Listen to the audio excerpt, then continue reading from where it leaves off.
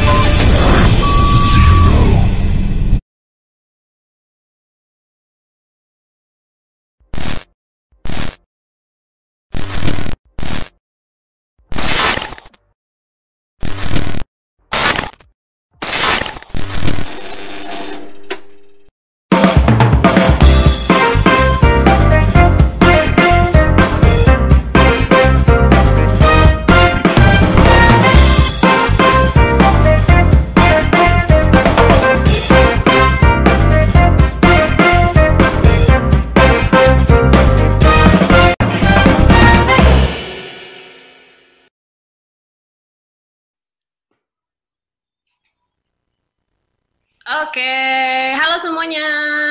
Halo peserta di Youthtizen Virtual Class. Selamat datang semuanya. Aku menyapa dulu semua yang ada di rumah. Mudah-mudahan kabarnya baik, masih di rumah aja dan betah di rumah aja. Karena di rumah juga banyak sekali yang bisa dilakukan. Salah satunya adalah belajar seperti di kelas virtual ini. Aku adalah dosen pembimbing di hari ini. Nama saya adalah Syahna Suhartono. Halo semuanya yang belum kenal. Jadi saya hari ini akan menjadi dosen pembimbing di The Youthtizen Virtual Class. Mudah-mudahan semuanya hari ini benar-benar semangat untuk belajar karena emang seru banget. Hari ini kita akan banyak membahas hal-hal yang mungkin tidak diajarkan di kampus terdahulu gitu, kampus saya sih lebih tepatnya. Ini adalah ilmu-ilmu baru, jadi mudah-mudahan yang lagi di rumah aja juga bisa menambah ilmu lebih jauh lagi. Jadi di Youthtizen Virtual Class ini adalah kelas online untuk mahasiswa dari kampus jurusan apapun yang menghadirkan dosen dari kalangan praktisi, tokoh inspiratif, influencer maupun juga selebriti. Jadi para dosen nanti akan sharing tentang ilmu praktis yang tidak diajarkan di bangku kuliah dan dikemas dalam format digital interaktif edutainment. Nah, jadi kan semuanya udah di sini nih. Aku mungkin nungguin dulu yang udah pada datang. Coba kita lihat-lihat nih, menyapa-nyapa siapa aja yang udah masuk karena hari ini kita akan ada 2 dosen tamu. Ini seru banget karena dua-duanya akan memberikan insights dari apa yang sudah digeluti masing-masing dan tentunya nanti di sesi setelah mereka memaparkan kita juga akan melempar kepada kelas virtual ini untuk menanyakan apapun. Nanti bisa langsung aja di tinggalin aja komentarnya, pertanyaannya di kolom komentar. Jadi nanti kita akan langsung menjawab di Q&A session. Nah, aku akan coba nyapa-nyapa dulu. Menunggu dulu. Jadi hari ini kita akan belajar dari siapa aja. Kali ini kelasnya akan menghadirkan dosen tamu, ada 2 orang. Ini pasti yang yang pertama dan kedua nih punya masing-masing penggemarnya di luar sana. Jadi yang pertama nih ada Alvito Dianova. adalah seorang editor-in-chief Detikcom yang membahas, hari ini akan membahas mengenai transformation of digital journalism. Jadi itu adalah dosen tamu pertama kita, dan dosen tamu yang kedua kita, ini pasti rame banget, karena aku juga nggak sabar ngobrol sama dia. Ada Reza Candika, seorang content creator yang akan membahas mengenai new era of digital broadcasting. Nah, dan nggak hanya ada 2 dosen tamu itu, nanti juga kita akan melihat performance dari Hanindya.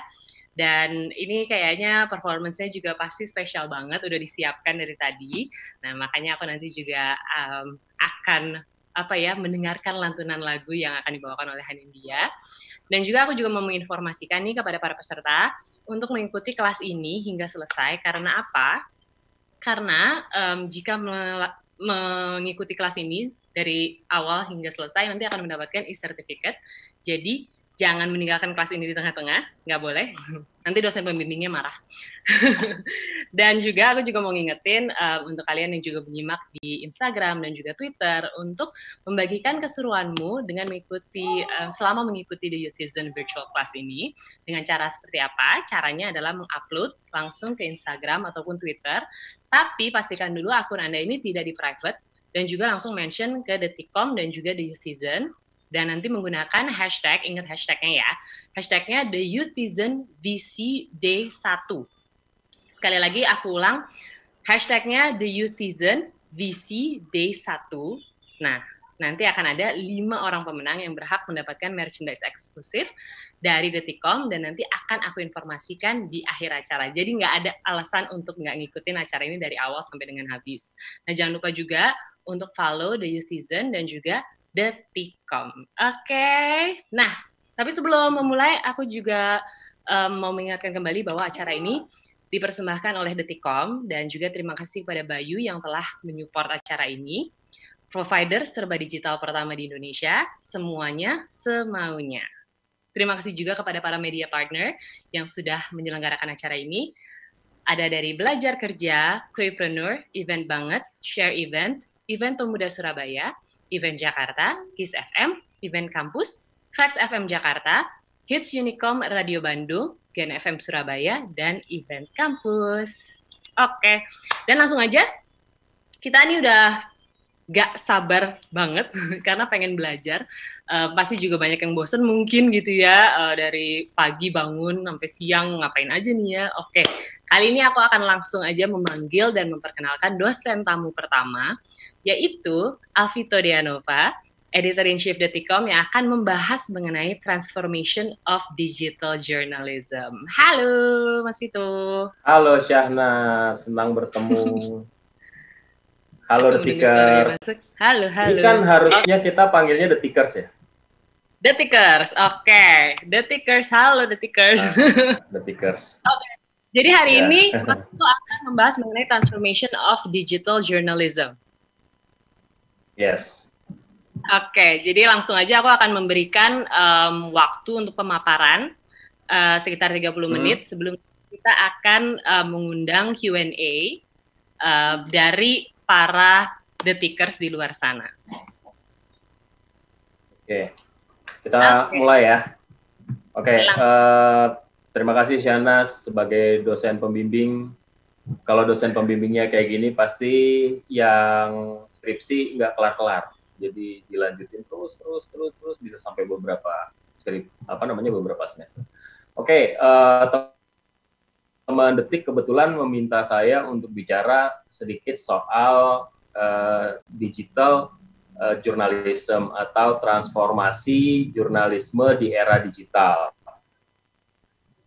Sebenarnya kalau kita bicara soal transformasi, tidak hanya di jurnalisme saja, tapi di seluruh sendi kehidupan kita juga mengalami transformasi ya. Seperti yang gampang sekarang bisa kerja di rumah aja. Terus dari sini kemudian mungkin menginspirasi bapak-bapak pemilik perusahaan, nggak usah punya kantor, semua dari rumah aja, lebih murah dan lebih efektif barangkali begitu. Tapi teknologi membuat sendi kehidupan kita jadi berubah.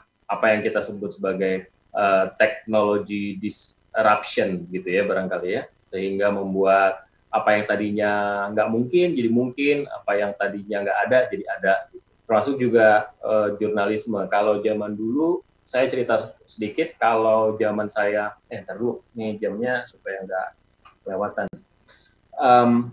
Kalau zaman saya mulai dulu sebagai jurnalis, sekitar 20 tahun yang lalu, awalnya itu di TV, di Liputan 6 SCTV, itu semuanya harus kerja dari kantor. Jadi kalau kita mau berangkat gitu ya pagi, kita harus ngumpul sebelum jam 9, terus kita lihat penugasan itu harus kita lihat langsung. Kalau sekarang penugasan bisa dikirim by WhatsApp.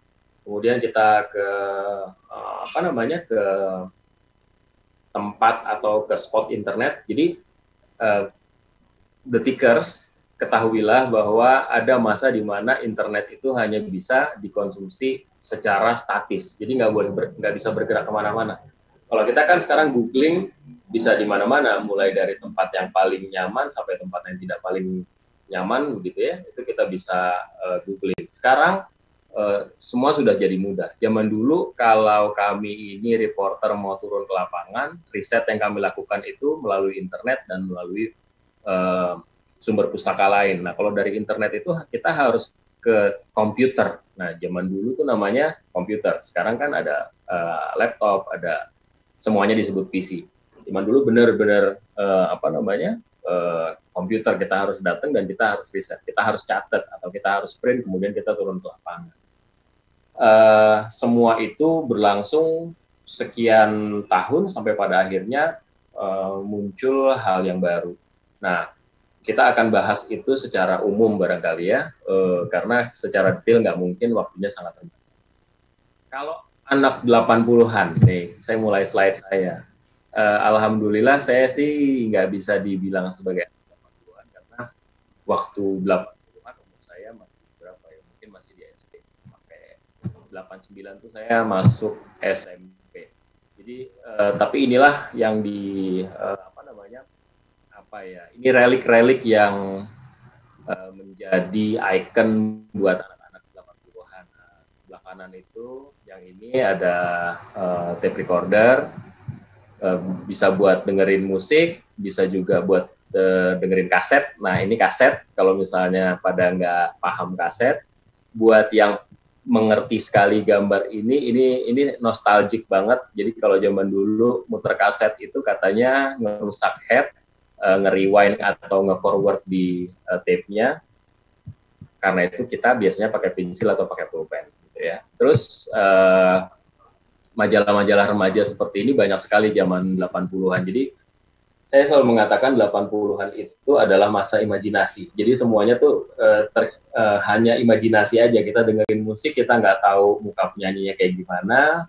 Kalau sekarang muka penyanyinya mulai dari official video sampai dia konser, sampai konser yang diambil sama orang, konser video officialnya itu ada semua. Dia bikin versi acapella, versi unplugged, dan lain-lain itu ada semua gitu ya.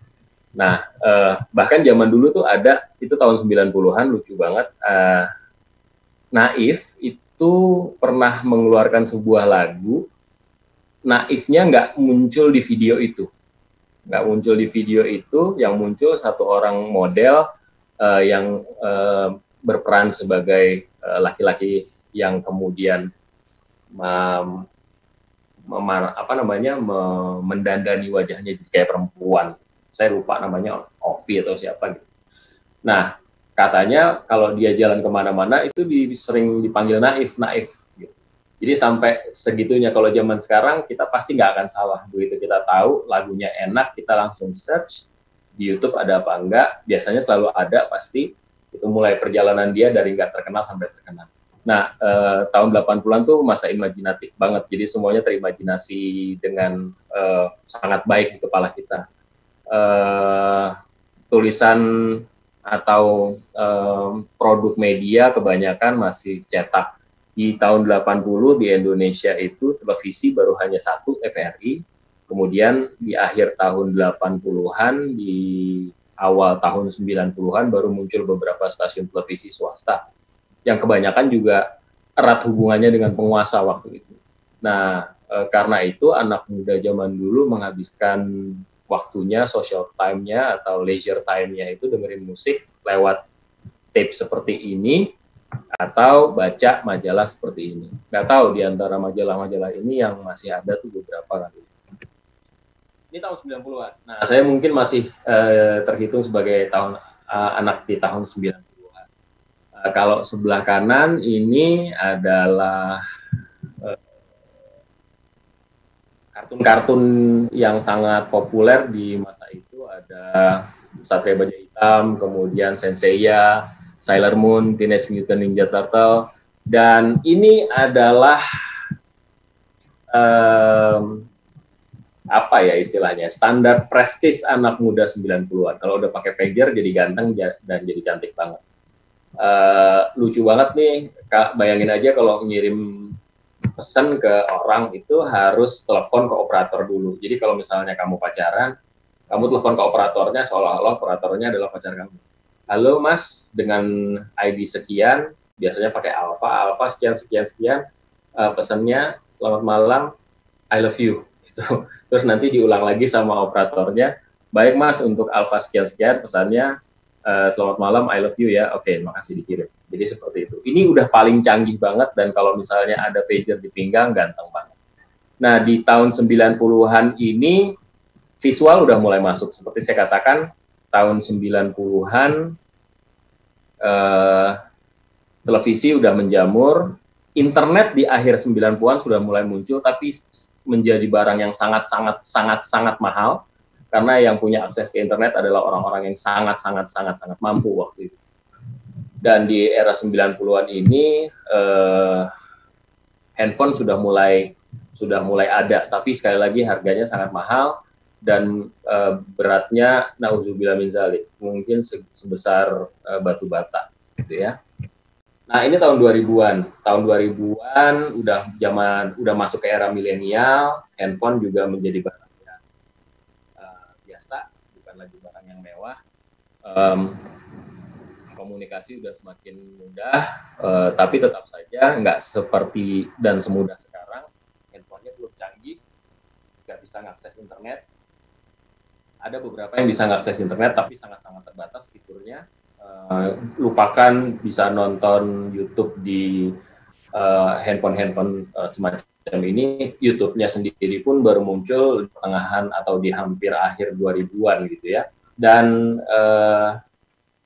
menjamur sekali warnet seperti ini. Sekarang masih tetap ada warnet, tapi fungsinya berubah menjadi lahan main bareng atau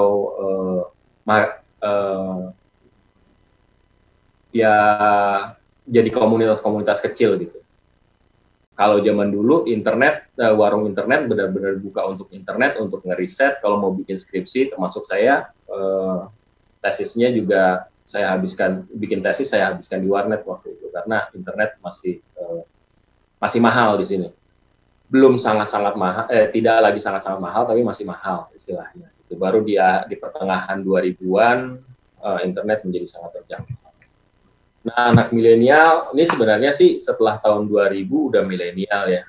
Tapi saya mau dedikasikan ini untuk dekade pertama setelah tahun 2010. Jadi ini adalah fase 2010 sampai 2020. Kita udah nggak seperti tadi lagi, semuanya itu ditentukan oleh ditentukan oleh barang yang tidak bergerak. Sekarang adalah masa di mana kita bisa melakukan apa saja sambil bergerak. Gitu. Informasi juga tidak hanya dimiliki oleh mereka-mereka yang punya channel seperti televisi, radio, koran, dan media online seperti detik.com. Oh, by the way, di era 90-an ini, di tahun 98, Detik pertama kali terbit dan kemudian menancapkan tonggak sejarah media online di Indonesia. Jadi kalau ditanya media online pertama di Indonesia, gampang jawabannya. Di tahun 98 mereka muncul. Mereka karena saya belum ada di situ. 98 saya masih demonstrasi waktu itu. Ya ini, jadi kalau dulu pemilik-pemilik channel yang menguasai sumber informasi, maka sekarang kita adalah media. Jadi kalau Marshall McLuhan itu bilang media is the message, maka sekarang media is media gitu. Jadi media adalah media aja. Jadi dia bukan satu-satunya dominator penyampai pesan, karena kita yang bukan siapa-siapa bisa menyampaikan pesan, bisa menjadi jurnalis, bisa membuat konten, bahkan konten kita bisa diambil sama media untuk kemudian disebarluaskan lagi ke publik, ke halayak. Itu yang kita sebut dengan viral, gitu ya. Yang menarik di sini adalah pertanyaan apakah media masih relevan. Media masih relevan jika nanti jawabannya ada di belakang. Tapi seperti inilah kondisinya, teman-teman sekalian, dengan smartphone di tangan dan akses ke sosial media, kita bisa menjadi sumber informasi sekaligus konsumen informasi. Ini adalah profesi-profesi yang sudah hilang, tidak hilang sepenuhnya, karena itu saya bilang tenggelam, tapi ada juga yang timbul. Jadi yang tenggelam itu tukang pos. Saya masih ingat waktu kecil tahun 80-an itu tukang pos setiap hari pasti berseliweran. Dia muncul jam 10 sama jam 2 siang. Kalau misalnya jam 10 nggak ada surat, mungkin jam 2 ada surat. Dan zaman dulu kisah percintaan itu sangat didominasi dengan kegiatan surat menyurat. Jadi kalau misalnya mengungkapkan perasaan itu langsung ke orangnya ya, nggak seperti sekarang mencurahkan perasaan itu ke sosial media dulu baru ke orangnya, berharap dengan begitu orangnya bisa membaca. Tapi kalau zaman dulu langsung ke orangnya, kalau nggak berani kirim sendiri, kirim pakai kantor lewat kantor pos. Terus juga ada profesi yang namanya jasa ketik 12 jari. Jadi zaman dulu ngetik itu jadi barang yang jasa yang tidak semua orang menguasai gitu ya. Ada selain 12 jari itu 11 jari, yaitu telunjuk sebelah kiri dan telunjuk sebelah kanan. Jadi kita ngetiknya pakai 2 telunjuk aja, itu namanya 11 jari. Nah sekarang udah nggak ada, karena semua orang sudah mahir dengan touch keyboard. Bahkan kalau kita merem sebenarnya kita bisa ngetik sendiri. Sedemikian masifnya kita menggunakan gadget di era kita sekarang.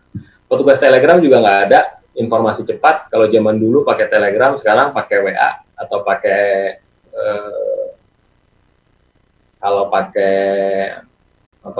kalau anak muda sukanya pakai apa sih? Lupa gue. Ya itulah pokoknya yang warna hijau. Kalau lupa ya. Terus tukang foto keliling juga nggak ada gunanya karena semua orang sekarang sudah bisa motret. Ojek kompleks juga udah mulai berkurang. Supir angkutan umum juga jadi semakin berkurang karena angkutan umumnya juga berkurang. Dan loper koran juga sekarang jarang sekali kita temui. Di kompleks saya udah nggak ada loper koran. Yang timbul kemudian banyak juga nih sosial media spesialis, karena kita banyak menggunakan sosial media, mengakses dan mengkonsumsi sosial media yang sangat masif, mempengaruhi pendapat orang, akhirnya butuh cara tersendiri, strategi sendiri, dan karena itu ada profesi yang namanya sosial media spesialis. Kemudian ada content writer, jadi kalau punya portal, ada kontennya harus diisi, nah itu pembuatnya namanya content writer. Ada video creator, ini untuk YouTube channel, ya YouTuber itu kita sebut juga video creator, walaupun sekarang orang yang punya channel YouTube nggak harus selalu jadi video kreatornya sendiri, dia bisa hire orang untuk membuat video kontennya. Ada SEO spesialis, nah ini yang membedakan, ya saya sedikit masuk ke transformasi jurnalisme digital. Zaman dulu guru saya selalu bilang, menjadi jurnalis yang baik itu follow the rule aja. Taati kode etik jurnalistik, taati undang-undang jurnalistik, undang-undang pers, itu udah selesai gitu. Jadi kalau konten Anda bagus, dia bilang, orang akan kenal Anda. Kalau Anda kerja dengan sangat baik sebagai jurnalis, orang akan tahu Anda. Sekarang nggak seperti itu. Jadi kalau sekarang dikatakan bahwa tulisan bagus itu pasti dibaca orang, enggak. Karena biasanya begini, kayak misalnya hari ini, kita pengen tahu nih update tentang corona, kita klik Google dan kemudian kita ketik corona dan kemudian kita klik. Dan di situ kemudian kita tahu mana yang harus kita baca sesuai dengan urutan yang diberikan Google. Jadi kalau nggak diberikan urutan sama Google, mau bagus pun tulisan itu nggak akan ada gunanya. Karena itu perlu orang yang memastikan bahwa tulisan yang sudah kita buat dengan baik, dengan mengikuti kaidah good journalism, itu dibaca orang. Nah, itu yang namanya search engine optimization specialist, tugasnya itu. Graphic designer, itu juga sekarang banyak banget yang butuh jasanya, data analis juga kayak gitu, dan UI UX,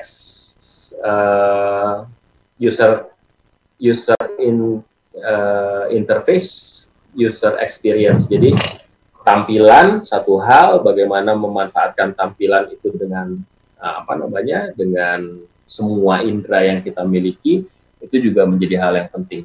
Mereka ini sekarang menjadi champion di dunia kerja. Jadi kalau Anda adalah social media specialist, content writer, video creator, SEO specialist, graphic designer, data analis, UI UX designer, Anda nggak akan mungkin kehilangan kesempatan untuk memperoleh kerjaan. Ini sangat dicari orang. Gitu.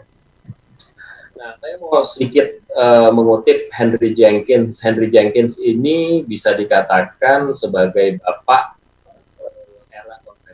karena dialah yang pertama kali bercerita tentang apa itu convergence.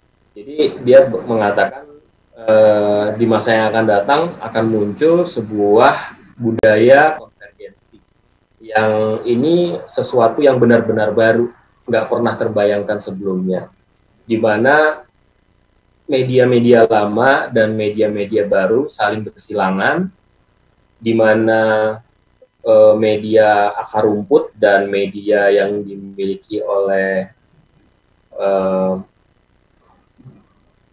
konglomerat begitu ya, saling berkelindan gitu, di mana kekuatan produksi media dan kekuatan mengkonsumsi media itu berinteraksi dengan dengan cara yang tidak bisa ditebak. Misalnya begini, kalau zaman dulu Anda mau terkenal, Anda harus tampil di TV.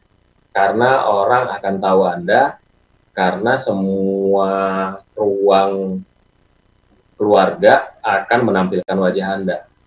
Tidak seperti itu sekarang. Orang yang nobody tadinya, kalau misalnya dia mengerjakan kerjaan dengan baik di sosial media, dan fokus, misalnya dia fokus di kuliner, atau dia fokus di fashion, atau dia fokus di makeup tutorial, dia bisa menjadi selebritis. Atta Halilintar misalnya, atau Ria Ricis, dua nama yang sebenarnya tidak dikenal orang sebelumnya, tapi karena mereka kreatif, sampai pada akhirnya orang mengenal dia. Bahkan jauh dari itu, kalau ada kisah percintaan Atta Halilintar putus dan nyambung dengan seseorang, media konvensional, media besar, media konglomerasi itu mengambil konten itu sebagai konten mereka. Jadi bisa dibayangkan bagaimana kita udah nggak punya map lagi. Jadi zaman dulu orang percaya kalau Anda punya media, Anda akan menguasai wilayah itu, gitu.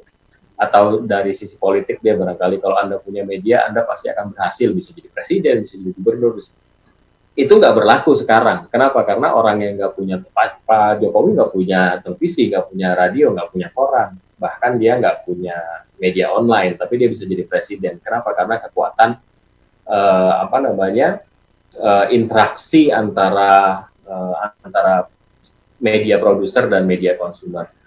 Atta Halilintar tadinya media konsumer, kemudian dia membuat kontennya tampil di YouTube. bagus, ditonton orang, viral. Media konvensional kemudian mengambil konten dia. Media konvensional yang tadinya media produser menjadi media konsumer. Atta Halilintar yang tadinya media konsumer menjadi media produser. Dan itu interaksi yang nggak bisa kita tebak. Dan inilah yang kemudian menjadi pertimbangan Detik.com ke depan untuk memulai kiprahnya. Nggak bisa lagi media bilang, kita seperti ini dan kita nggak akan bisa mengubah style kita karena yang butuh kita itu adalah publik. Nggak bisa.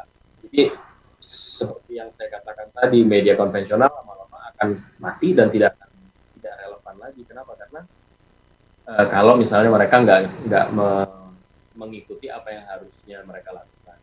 Nah, hal-hal yang harus dilakukan dan ini juga Detik lakukan. Yang pertama adalah tetap berpegang teguh pada kaidah jurnalisme. Jadi yang pertama yang dilakukan, media akan tetap ada, media akan tetap relevan. Itu yang paling penting tuh, media harus relevan. Kalau nggak relevan, ya orang merasa bahwa Anda sudah tidak merepresentasi saya lagi dan saya nggak akan mengkonsumsi Anda lagi. Jadi media konvensional akan mati kalau yang pertama mengabaikan kredo good journalism. Good journalism itu tetap jadi barang yang harus dipertahankan. Kemudian yang kedua, semata-mata lebih mengutamakan kepentingan bisnis yang bersandar pada jumlah banyak. Jadi zaman sekarang yang namanya di era kapitalisme itu kan yang penting jumlah banyak, pembaca yang banyak, penonton yang banyak, pendengar yang banyak, clicker yang banyak gitu ya. Nah itu nggak cukup hanya berhenti sampai di situ. Banyak sekali di apa namanya fenomena yang ada di sekeliling kita sekarang, ada program televisi yang penontonnya banyak banget tapi susah dapetin iklan. Kenapa? Karena misalnya ternyata penontonnya adalah mereka-mereka yang ada di kelas bawah sehingga nggak punya daya beli. Iklan kemudian merasa bahwa pengiklan kemudian merasa bahwa kalau saya pasang iklan di situ walaupun banyak ditonton iklan saya, mereka nggak akan sanggup beli. Gitu. Ada program televisi yang jumlah penontonnya terbatas, tapi yang nonton itu bos-bos semua, gitu, misalnya. Nah, ini juga yang harus diantisipasi sama media kalau hanya berpikir tentang jumlah banyak saja, tidak berpikir tentang kualitas, tidak berpikir tentang target segmen konsumen, dia akan hilang di dalam masa, gitu ya. Terus selanjutnya tidak sensitif terhadap publik. Jadi ya hari-hari ini informasi tentang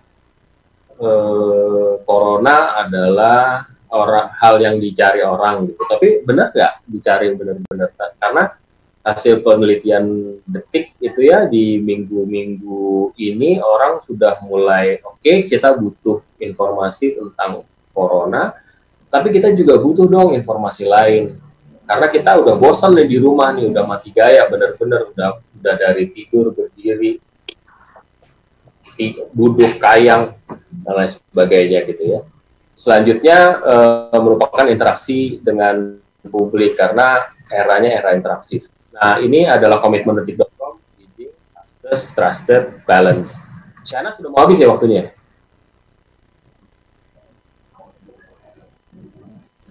Syahnas. Oke, kita lanjut lagi ya. Halo? Ya. Habis waktunya? Oke, Mas Vito, silakan lanjutkan saja. Oke, sekarang saya mau ke sini. Komitmen Detik.com yang pertama leading, unggul dan terus berinovasi dalam teknologi. Kita berusaha untuk menjadi yang pertama selalu, gitu ya. Dari sisi konten maupun dari sisi pengembangan medianya. Kemudian tercepat karena cepat dan akurat itu menjadi kunci utama media yang terpercaya. Selanjutnya trusted. Jadi semua berita kami leading, trusted itu fastest itu kemudian harus kredibel, harus dipercaya. Kalau enggak orang ya percuma aja lo cepat tapi enggak benar juga percuma. Dan berimbang. keberimbangan informasi menjadi hal yang penting di masa-masa sekarang ini, karena banyak orang yang belum move on dari tahun 2019, bahkan dari tahun 2014 gitu. Nah, ini capaian-capaian kami lewatin aja. Nah, what's next? Apa selanjutnya? Yang pertama, detik.com akan mengutamakan effortnya untuk pengembangan video. Di masa depan, jumlah pengguna internet akan lebih banyak mencari dan konsumsi konten berupa tayangan audio visual ketimbang konten yang berisi teks. Jadi buat teman-teman detikers juga pasti sekarang lebih suka nonton daripada hanya sekedar baca. Jadi kita berusaha untuk mengoptimalkan itu. Yang kedua, ya ini salah satunya, The Youtizen Virtual Class adalah salah satu inisiatif dari The Youtizen. Apa sih The Youtizen? The Youtizen itu adalah wadah khusus yang kita dedikasikan untuk pembaca muda dengan menghadirkan konten berita dengan model delivery yang lebih mudah mereka cerna.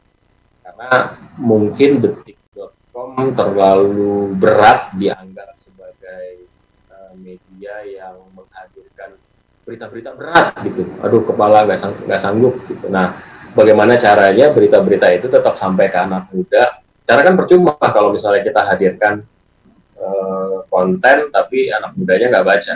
Ke depan Anda adalah masa depan Indonesia gitu. Jadi kalau Anda nggak baca detik.com, ya detik.com kemudian ke depan nggak relevan lagi. Karena itu kita ciptakan di Youtizen. Youtizen itu berisi informasi-informasi yang dekat sama anak muda, relevan sama anak muda, dan dikemas untuk anak muda.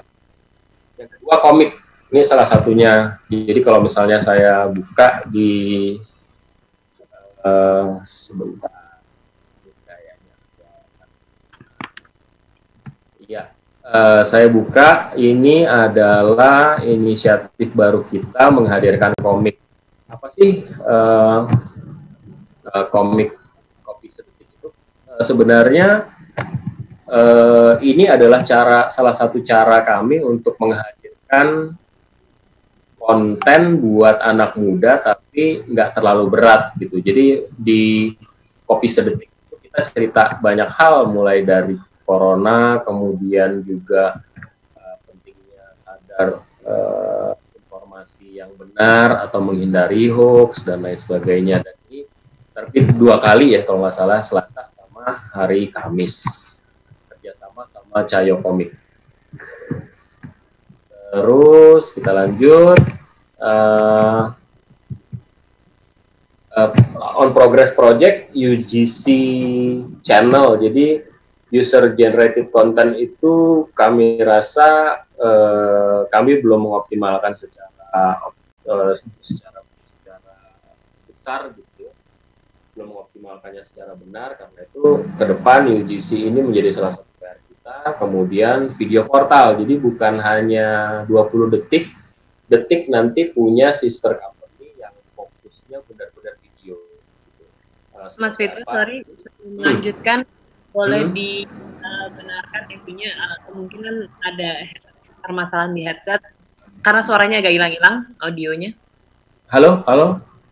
Ya, ini gimana? Sudah oke, tadi agak-agak hilang. Oh, sinyal kali ya. Jadi yang pertama UGC, teman-teman. Yang kedua video portal. Yang ya sekali lagi karena video ini adalah masa depan kita. Konten-konten video akan lebih banyak dikonsumsi secara online. Karena itu kami merasa perlu untuk bikin portal sendiri. Jadi seperti saya katakan, detik.com akan punya sister company yang isinya tentang video semua. Bukan hanya video tentang berita saja, tapi semua video, mulai dari hal yang receh sampai hal yang serius. Kemudian layanan terintegrasi, kita berharap ke depan teman-teman nggak perlu lagi keluar dari detik.com, jadi di Detik aja gitu, semuanya ada. Mau beli sayur ada, mau beli pulsa ada, mau buka tabungan bisa, bahkan mau beli saham juga bisa di detik.com nanti di masa yang akan datang. Tapi ini on progress. Sama satu lagi, hal-hal yang sering kita lakukan seperti ini, The Youtizen Class, baik online maupun offline. Itu kira-kira, Syahnas. Oke, kita akan menunggu untuk sesi Q&A, tapi mungkin aku sebelum melempar ke para detikers di luar sana, ingin tahu sebenarnya ada nggak sih mungkin fenomena yang diantisipasi gitu oleh Detik mengenai mungkin bisa dibilang ini kan sangat organik gitu ke depannya, baik media produser dan juga media consumer gitu. Apakah ada yang harus diantisipasi terkait dengan fenomena, karena kalau misalnya kita lihat di jalanan, jika ada satu kejadian tuh banyak sekali kan yang mau merekam gitu. Iya. Kedepannya itu ada yang mungkin bisa diantisipasi oleh Detik, atau mungkin bisa dielaborasi lebih lanjut mengenai hal ini? Iya, jadi Detik ini sudah sangat familiar buat publik, jadi fenomena sebagai sumber informasi, Syahnas. Jadi kalau misalnya ada apa-apa, selalu lari ke Detik. Kayak misalnya kemarin yang paling current aja, ledakan yang terjadi di Sabtu malam tuh, atau Minggu dini hari, sampai sampai semua wilayah di sekitar Jakarta ya, Bogor, Depok, Bekasi itu dengar suara dentuman itu. Syahna juga dengar nggak? Aku kebetulan lagi tidur. nah, itu kan kejadiannya dini hari ya. Jadi waktu kita mulai pagi itu jam 7, berita pertama kita tentang ledakan itu dikonsumsi langsung oleh 800.000 orang untuk satu artikel saja. Jadi ini kan udah biasa. Jadi orang familiar dengan Detik sebagai sumber informasi. Tapi kan ke depan kita nggak bisa taken for granted itu akan terus-menerus terjadi. Seperti Syahnas katakan, ada tabrakan, yang muncul pertama kali di sekitar tabrakan itu bukan wartawan, tapi warga sekitar. Warga sekitar punya akses ke sosial media, dan sosial media kemudian akan ramai dengan tabrakan itu. Karena itu sebenarnya breaking news pertama yang terjadi itu di sosial media kemudian. Bagaimana kemudian sekarang media masih relevan, karena media mengerjakan apa yang terjadi forward gitu loh. Jadi setelah tabrakan, korbannya kemana, penyebab tabrakannya apa, pelakunya kayak gimana. Karena kan yang punya akses terhadap atau yang punya effort terhadap itu adalah wartawan gitu. Tapi ke depan, kalau misalnya itu menjadi sangat besar, publik punya cara sendiri untuk mengembangkan berita dari mulut ke mulut. Jadi satu orang melihat, oh ada tabrakan, pas kebetulan ambulansnya lewat depan dia akan mengikuti. Terus sambung menyambung sampai pada akhirnya tersusun sebuah rangkaian cerita yang terdiri dari posting akun-akun yang berbeda. Kalau kita udah punya mekanisme untuk menghubungkan cerita tersebut, maka pertanyaannya apakah masih relevan media konvensional ke depan? Karena kan ini kan lebih cepat daripada media konvensional. Nah, karena itu ruang untuk membuat kita dekat dengan publik adalah menciptakan wadah tertentu untuk UGC, User Generated Content. Jadi kita mau bilang nggak usah kemana-mana, kalau nemu gambar yang bagus dari sebuah peristiwa, kalau ada cerita yang bagus dari sebuah peristiwa, kalau Anda menjadi saksi mata dari peristiwa yang penting sekali, jangan kemana-mana, lari ke detik.com gitu. Nah, itu yang sedang kita produce dan sedang kita pikirkan langkah untuk meng-create wadah itu. Oke, Mas Vito, kita kan udah sampai kepada Q&A session ya. Yang juga mau nanya dari Indah mungkin. Mau nanya, kita bisa menjadi sumber informasi. Namun banyak dari kita yang masih memanfaatkan kondisi ini untuk menyebarkan hoax. Bagaimana media seperti detik.com untuk mencegah hal ini terjadi? Karena fungsi media baik cetak ataupun elektronik harus mempunyai fungsi edukasi dan beberapa fungsi lainnya. Iya, di detik.com itu segala yang viral itu masuk ke dalam radar kita. Jadi kalau misalnya ada informasi yang viral, yang pertama kita lakukan adalah melakukan verifikasi. Verifikasi apakah informasi yang disampaikan itu benar. Dan kalau verifikasi dan konfirmasi ya, artinya verifikasi berdasarkan data, konfirmasi kita menghubungi narasumber yang relevan dengan berita tersebut. Jadi kalau untuk memastikan hoax atau enggak, jangan khawatir, lihat aja detik.com, karena detik.com itu selalu berusaha untuk memberikan informasi yang terang benderang tentang sebuah peristiwa atau fenomena. Oke. Dan menariknya sebenarnya penyebar hoax sebenarnya dari data bukan kaum milenials ya. Tapi malah bukan kolonial. Iya, kaum kolonial, karena mungkin awalnya menurut saya gini sih, ini fenomena awal di mana sosial media itu merambah ke seni kehidupan kita. Jadi ada orang yang coba-coba lah gitu, ada orang yang coba-coba.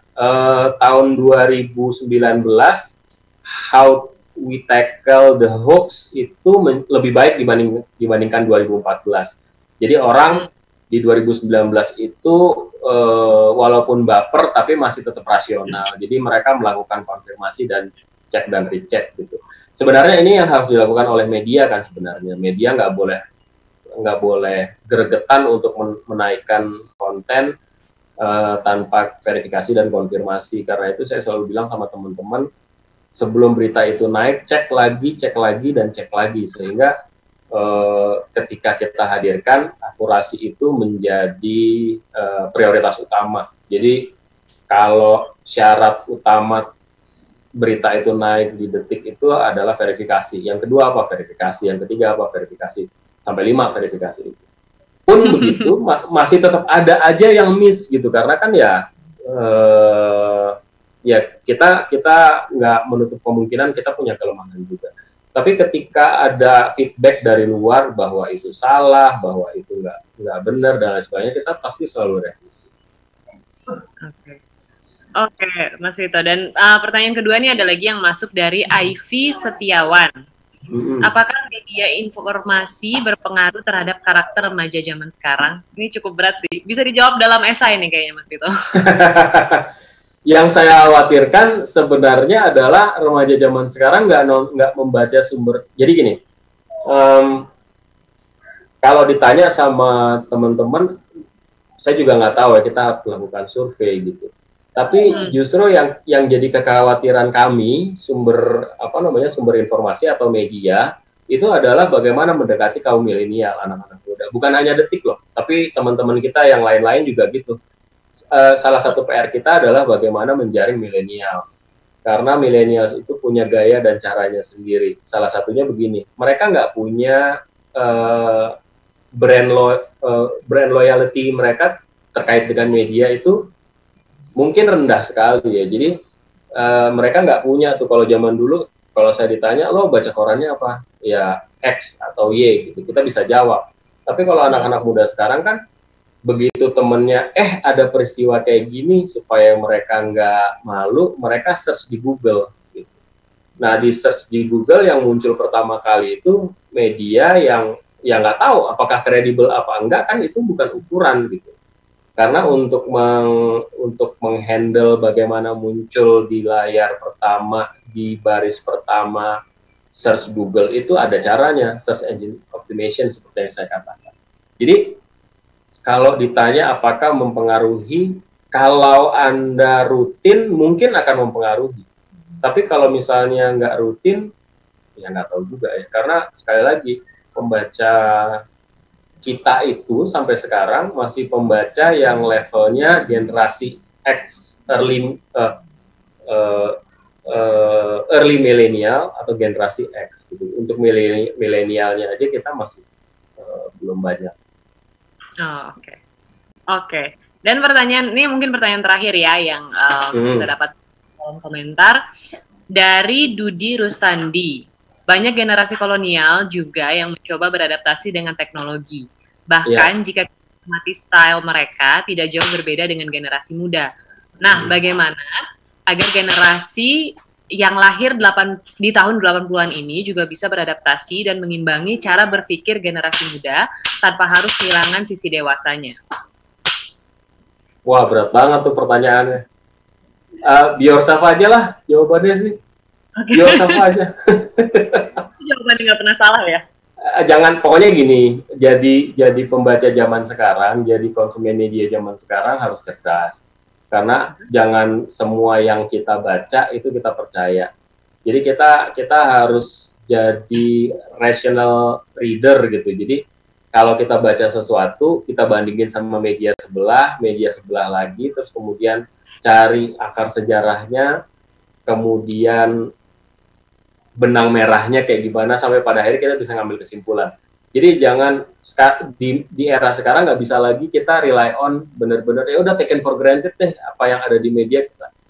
Karena pendapat Anda dengan pendapat media belum tentu sama. Oke. Artinya harus dicerna kembali gitu ya, apapun yang kita dapatkan dari media. Nah, tapi menarik kadang-kadang ada gitu yang males cerna. Itu gimana tuh cara mengingatkan mereka untuk mencerna apa yang mereka makan gitu? Karena kan nggak bisa kita makan gitu aja kan. Ini buat mereka, jangan marah kalau akhirnya dikibulin sama hoax pada akhirnya. Karena kan kalau misalnya Anda baca, terus Anda langsung percaya, ya kalau misalnya berita itu salah, yang kena getahnya kan Anda sendiri. Kalau misalnya nggak mau ketiban pulung, ya harus lebih cerdas untuk mengkonsumsi informasi. Harus lebih kritis gitu ya Mas Vito ya? Harus lebih kritis. Oke. Kita masih ada waktu katanya untuk satu pertanyaan lagi, jadi aku akan baca terakhir ini dari Esther Manora. Apakah media menjadi hal vital bagi perkembangan dan kemajuan negara? Iya, jawabannya iya, karena media bisa ngangkat, bisa jatuhin, bisa bawa ke kiri, bisa bawa ke kanan. Karena itu media harus tetap dipantau. Media yang baik adalah media yang mau berubah dan media yang mau dikritik. Karena kerja media mengkritik orang, media juga harus siap menerima kritik. Jadi jangan berhenti mengkritisi media. Oke, jadi detik.com akan selalu menerima kritikan ya Mas Vito? Selalu. Silakan.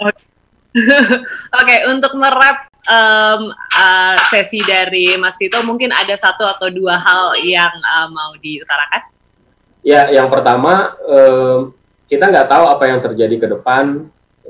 Teknologi akan benar-benar sangat mempengaruhi kehidupan kita, dan yang harus kita lakukan adalah mengantisipasi atau bersiap menghadapi apa yang akan ada di depan dengan kritis tapi rasional.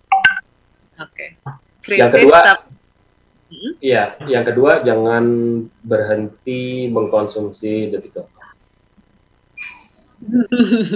Oke, itu pesan yang terpenting ya Mas Vito ya. Oke, thank you so much Mas Vito untuk waktunya. Vito Dianova, editor-in-chief dari detik.com. Terima kasih banyak dan semoga tadi paparannya bisa memberikan gambaran gitu ya kepada para detikers di luar sana betapa media sekarang consumer dan juga produser ini melebur gitu menjadi satu, dan kedepannya nih memang kita harus terus adaptif. Mungkin tidak harus selalu reaktif, tapi harus adaptif terus-menerus ya untuk kritis dalam menanggapi informasi yang sekarang nih banyak banget. Thank you banget. Terima kasih Shana, terima kasih Detikers. Terima kasih. Nah, tadi kita udah mendengarkan dari dosen tamu pertama kita. Tentunya ini semoga memberikan gambaran gitu ya bagi para detikers di luar sana. Seperti apa kira-kira kolaborasinya, karena sampai tadi pemaparan yang memang sudah dilakukan, sudah dikatakan oleh Mas Vito, jelas sekali bahwa kita sekarang menanggapi informasi itu memang tidak boleh gegabah, tapi dengan banjir begitu banyaknya informasi, artinya memang harus berpikir lebih kritis lagi dan mencerna informasi yang masuk. Dan kita tidak mudah untuk apa ya, mungkin bisa dibilang tenggelam gitu dalam informasi yang mungkin belum diketahui kebenarannya, mungkin bisa kita cross check lagi, tapi overall kalau misalnya kita bicara mengenai hoax atau tidak, yang pastinya tadi detik.com tidak menyebarkan hoax sama sekali gitu ya. Jadi banyak sekali yang berita dan informasi yang di cross check, artinya yang sudah ada di detik.com adalah berita yang sudah patut dan pasti terpercaya. Nah, aku juga mau ingetin lagi bagi peserta yang mengikuti kelas ini, jangan stop di sini. karena kalau mengikuti kelas ini hingga selesai nanti akan mendapatkan e-certificate. Jadi ikutin acara ini sampai dengan selesai. Dan juga aku mau kembali mengingatkan untuk membagikan keseruan yang kamu ikuti saat ini selama mengikuti The Youthtizen Virtual Class ini dengan upload langsung ke sosmed kalian di Instagram ataupun Twitter. Pastikan dulu sebelumnya akun Anda ini tidak di private, jadi kita bisa melihat, dan juga kemudian mention ke detik.com, ke detik.com dan juga The Youthtizen. Dan juga jangan lupa untuk gunakan hashtagnya. Hashtagnya ini adalah The Youthtizen VC Day 1. Sekali lagi aku ulang ya. Hashtagnya adalah The Youthtizen VC Day 1. Nanti akan ada 5 pemenang yang berhak untuk mendapatkan merchandise eksklusif dari detik.com, dan nanti kita akan informasikan di akhir acara. Tapi jangan lupa juga untuk follow The Youthtizen dan juga detik.com. Nah, tadi kita sudah mendengarkan dosen tamu yang pertama, dan kita nanti akan mendengarkan dosen tamu yang kedua. Tapi sebelum kita mendengarkan dosen tamu yang kedua, kita akan mendengarkan dulu yang suaranya indah untuk mengisi siang kita hari ini. Aku akan langsung menyapa Hanindya. Halo. Halo. Hai. Halo Rutika. Hai, aku baik. Kamu kabarnya gimana? Baik juga, alhamdulillah. Baik juga. Oke, Hanindya akan langsung menghibur kita di siang hari ini. Sudah siap? Sudah. Oke, langsung aja aku persembahkan ini dia, Hanindya. Thank you.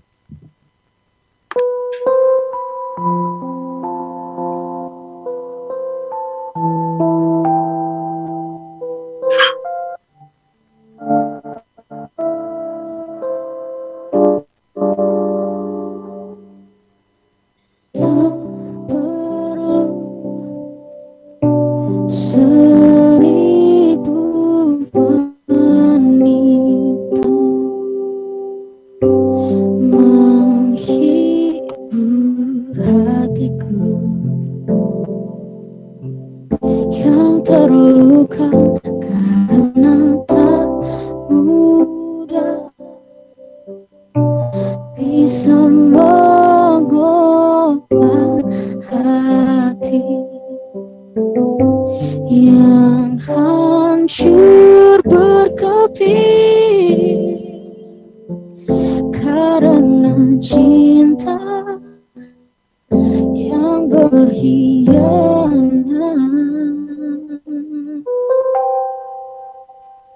Mengaku cinta tapi tak setia, selalu berdusta. Apa itu cinta? Mengapa cinta bila hanya luka? Ini jelas bukan cinta.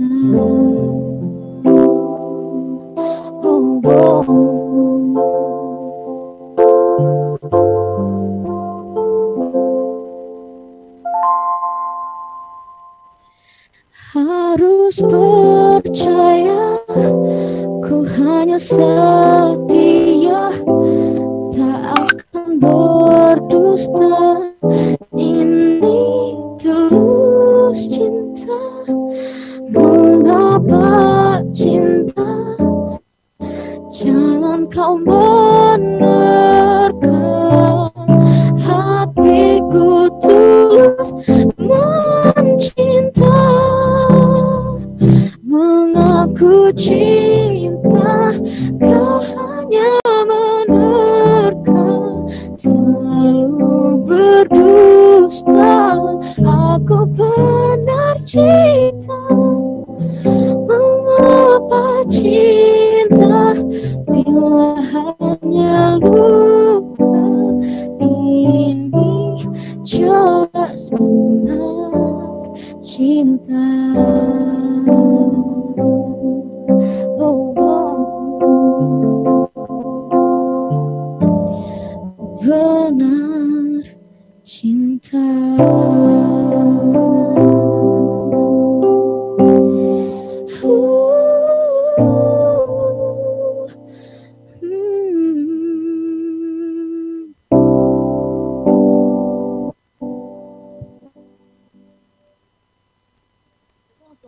lagu kedua ya.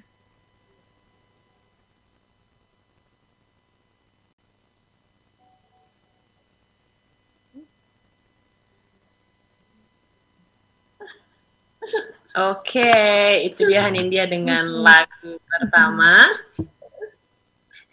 yang berjudul Benar Cinta. Judulnya Benar Cinta. Benar Cinta. Dan kamu akan melanjutkan dengan lagu yang kedua.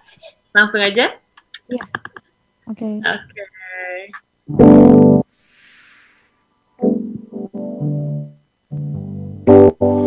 You're the one who told me maybe our hearts that I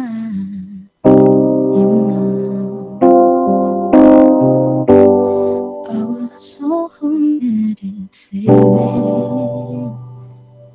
Where is the love? Love is enough. Pick up the phone, I hear you calling. Weight of the world hangs off of you. And what do we fight this feeling, darling? Where is the love? Love is enough.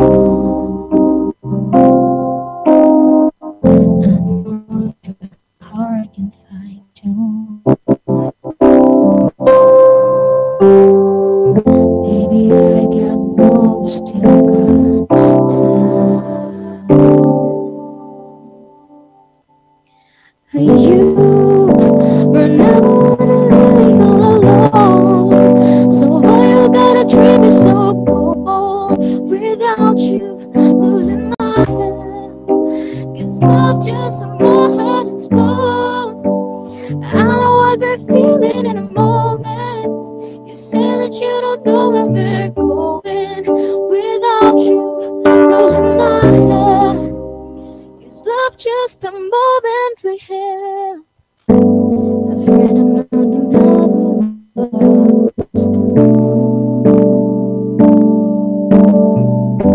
Alone in the world, your heart's gone so cold. I know you wanna end up with your heart broke. Baby, my love is always enough. Ooh, I know that your heart can fight your mind. Baby, I got no, still got time. And you were never wanna leave me all alone. So why you gotta treat me so cold?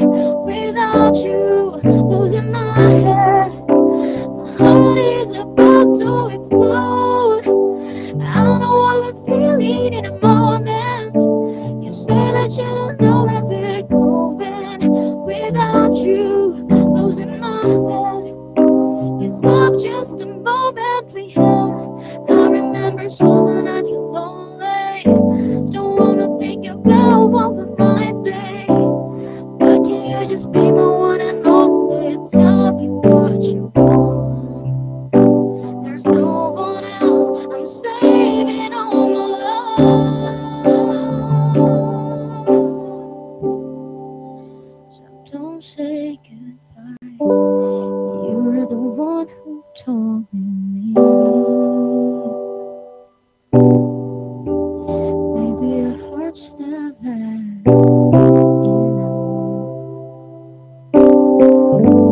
I was a fool who needed saving. But where is the love? Where is your love?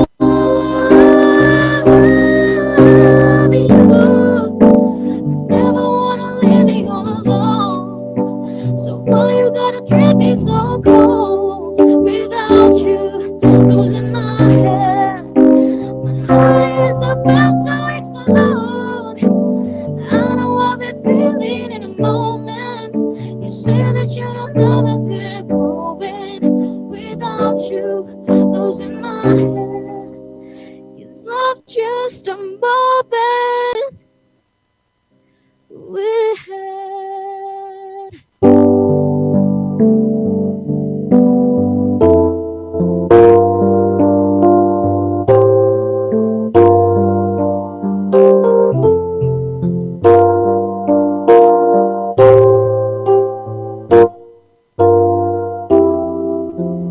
Di suatu pagi di rumah sepi, ku di sini sendiri, nikmati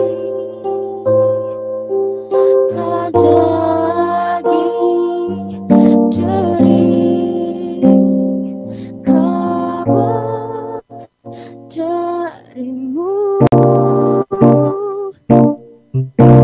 Kan tiba saatnya kau rasa semua tak perlu lagi. Kan tiba masanya cukuplah, waktunya ku nikmati sendiri.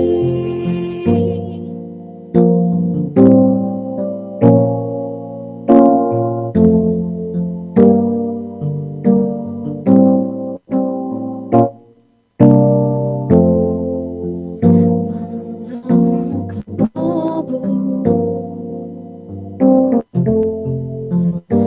berhias sendu, terkadang rindu, oh, datang mengganggu. Tak ada lagi dering telepon darimu. Kan tiba saatnya kau rasa semua tak perlu lagi. Kan tiba masanya cukuplah, waktunya ku nikmati sendiri.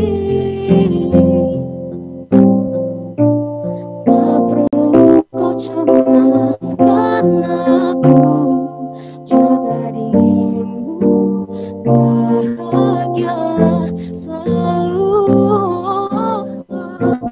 Tak perlu kau hiraukan aku, pergilah bersamamu. Kan tiba saatnya kau rasa semua tak perlu lagi. Oh, kan tiba masanya cukuplah, waktunya ku nikmati sendiri. Oh, waktunya ku nikmati sendiri.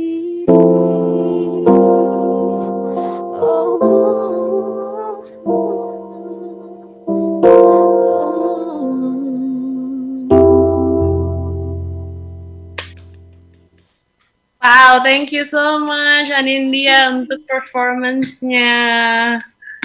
Gimana kamu? Udah berapa lama di rumah aja? Aku kayaknya udah sekitar 1 bulan lebih deh. 1 bulan lebih. Dan saat ini lokasinya di Bogor ya, Anindya ya? Iya, aku di Bogor. Di Bogor gimana keadaannya? Kalau aku soalnya bicara kepikiran juga, gimana? Iya, jadi aku di Bogor tapi di kabupatennya, dan di sini sekarang udah zona merah di sini. Oh gitu, oke. Tapi kamu dan sekeluarga semua dalam keadaan baik toh? Alhamdulillah pada baik-baik semua. Oke, puji Tuhan. Kamu ada ini nggak, ada apa namanya, rencana mungkin kayak membuat konser online atau ada penggalangan dana yang kamu bisa share sama kita di sini? Untuk rencana sih ada, tapi aku belum tahu sih akan realisasinya kapan. Baiklah. Oke, thank you so much Anindya untuk performance-nya. Terima kasih. Aku agak-agak melo nih jadinya di siang hari ini. Terima kasih udah menghibur kita. Dan mudah-mudahan The Tickers juga terhibur dengan performance dari Anindya dengan suara merdunya. Oke, kira-kira hari ini seperti itu acara kita. Dan sekali lagi mungkin aku akan mengingatkan acara ini dipersembahkan oleh Detikcom. Dan terima kasih juga kepada Bayu untuk mensponsori acara ini, provider serba digital pertama di Indonesia, semuanya semaunya. Dan terima kasih juga kepada seluruh media partner, Belajar Kerja, Quaypreneur, Event Banget, Share Event, Event Pemuda Surabaya, Event Jakarta, KISS FM, Event Kampus, Trax FM Jakarta, Hits Unicom Radio Bandung, Gen FM Surabaya, dan Event Kampus. Nah, aku juga mau ngingetin untuk pendaftaran hari besok, nih hari kedua, masih dibuka hingga jam 3.30 hari ini. Langsung daftarkan dirimu secara gratis di aplikasi Detikcom. Dan untuk mendapatkan e-certificate, bisa langsung ke detik.id/DUTizen sertifikat 1. Sekali lagi aku ulang, untuk mendapatkan e-certificate hari ini, bisa ke detik.id/DUTizen sertifikat 1. Nah, itu adalah cara untuk mendapatkan e-certificate-nya. Dan juga aku mau mengumumkan pemenang kuis hari ini. Ada siapa aja? Siapa yang beruntung? Yang beruntung, pemenangnya adalah, aku bacain ya, ada 5 orang pemenang. Yang pertama, Hanim Rahmadina. Selamat kepada Hanim Rahmadina. Terus ada juga Muhammad Fai, @Muhammad Fai. Jadi ada 2 orang pemenang di Twitter, yaitu Hanim Rahmadina, yang kedua Muhammad Fai, selamat. Dan kalau di platform Instagram ada juga 3 pemenang. Siapa aja? Apakah Anda yang beruntung? Ada 3 orang pemenang adalah Reynald PM, selamat. Kepada Vira ASZ, @Vira_ASZ,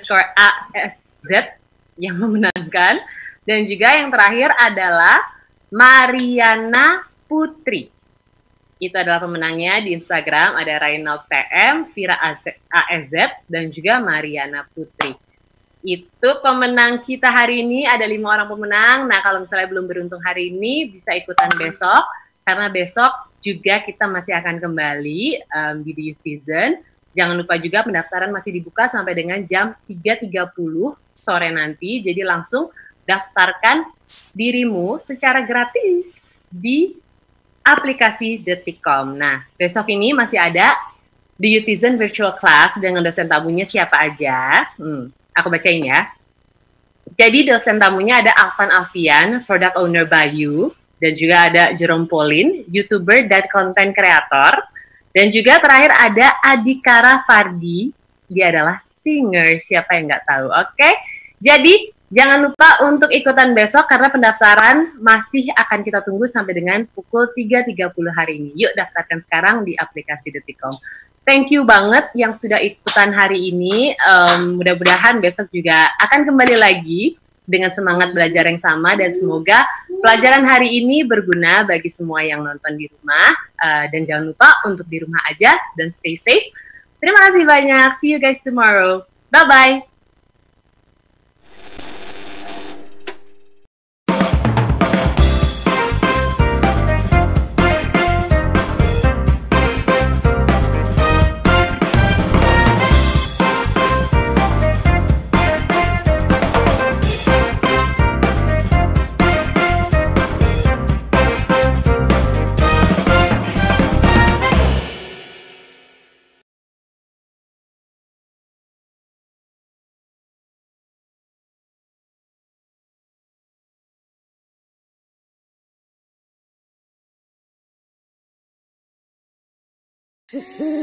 Yakin situ bukan burung hantu?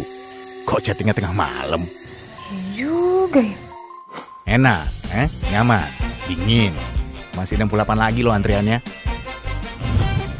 Nggak mau di rumah aja? Iya juga ya. Beneran beneran jago hitung-hitungan. Beli 60 giga cuma bisa dipakai 30 giga. Gimana sih itu? Iya juga ya. Iya juga ya. Iya juga ya.